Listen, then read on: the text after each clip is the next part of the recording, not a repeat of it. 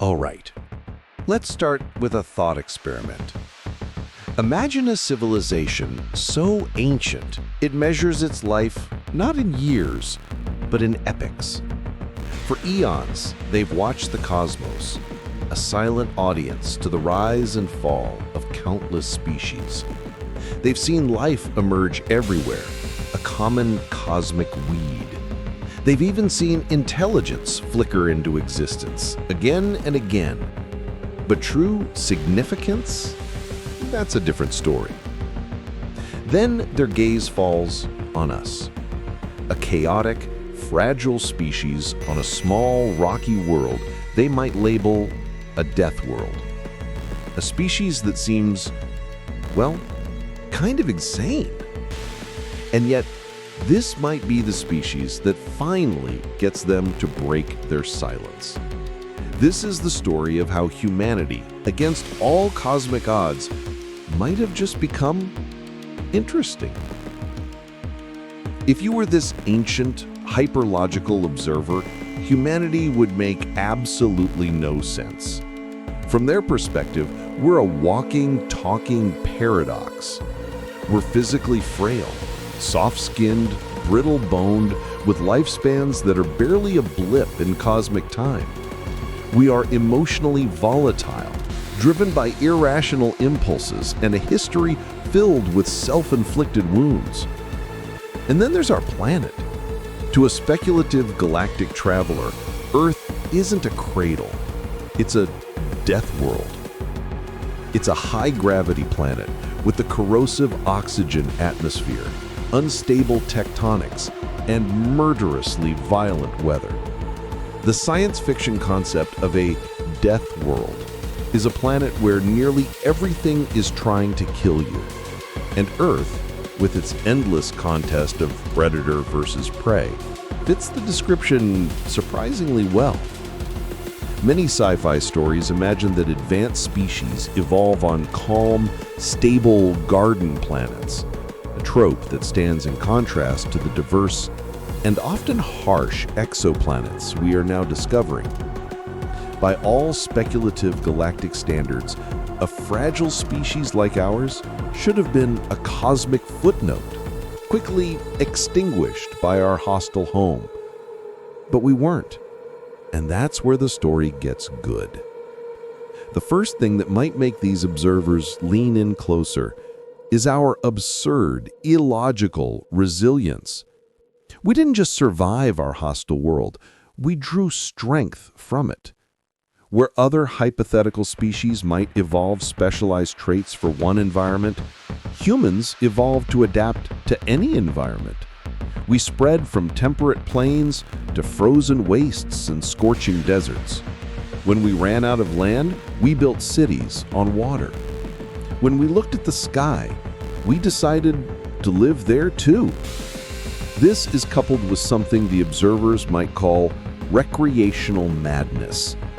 Humans actively seek out danger for fun. We climb sheer cliffs for the view. We jump out of flying machines. We strap ourselves to controlled explosions just to feel a few moments of weightlessness. To a hyperlogical species, this would be baffling.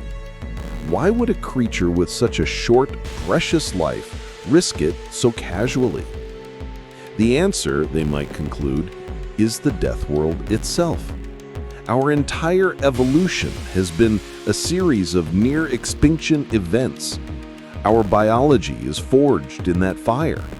We have aggressive immune systems, a remarkable ability to heal, and a hormonal response, adrenaline, that allows for incredible feats in the face of danger.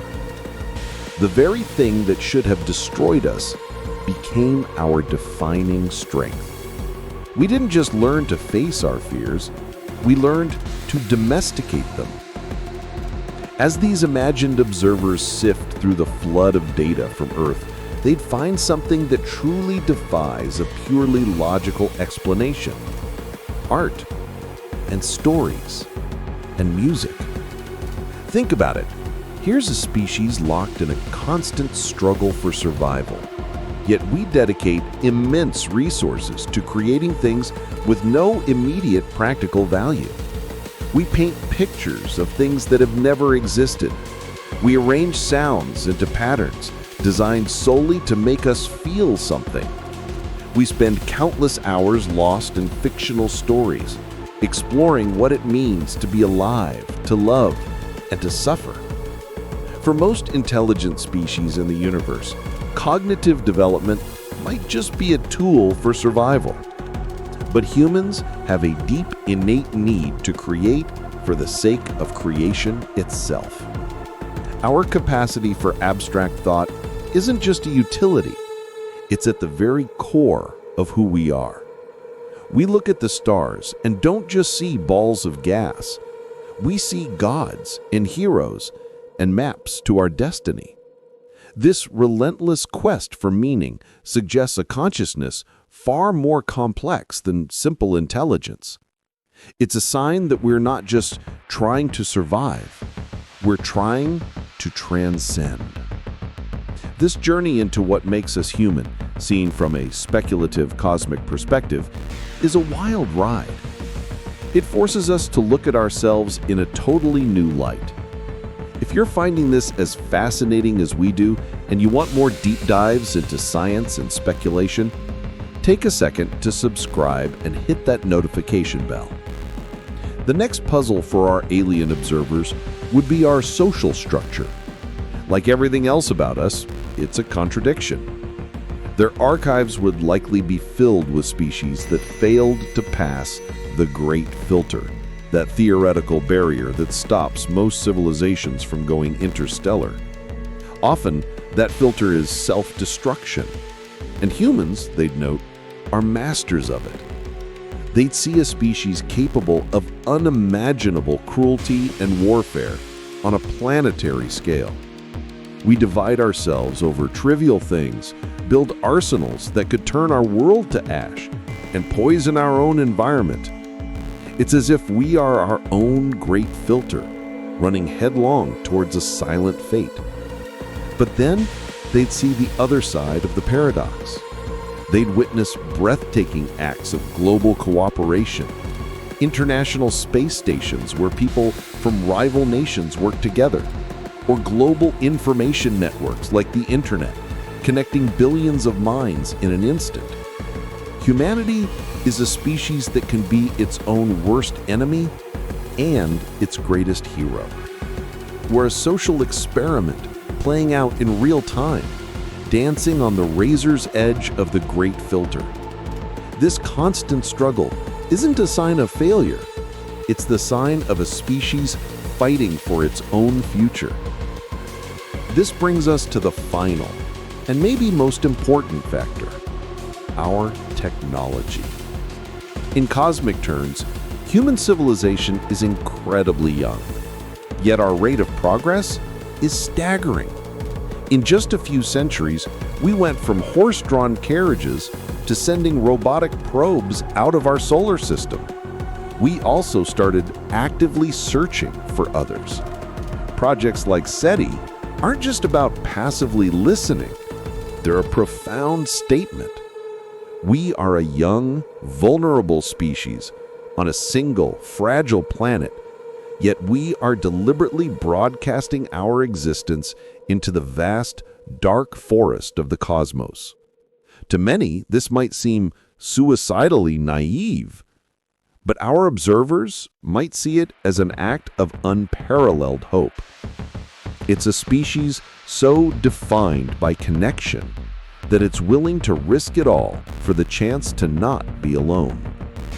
While we are a Type 0 civilization, still learning to harness the full power of our planet, we are already looking for techno-signatures, the signs of other advanced civilizations.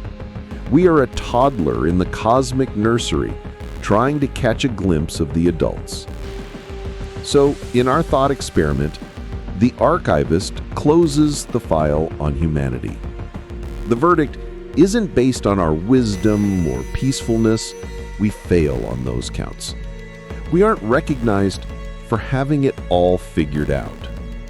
Instead, humanity is recognized for something far rarer: our potential.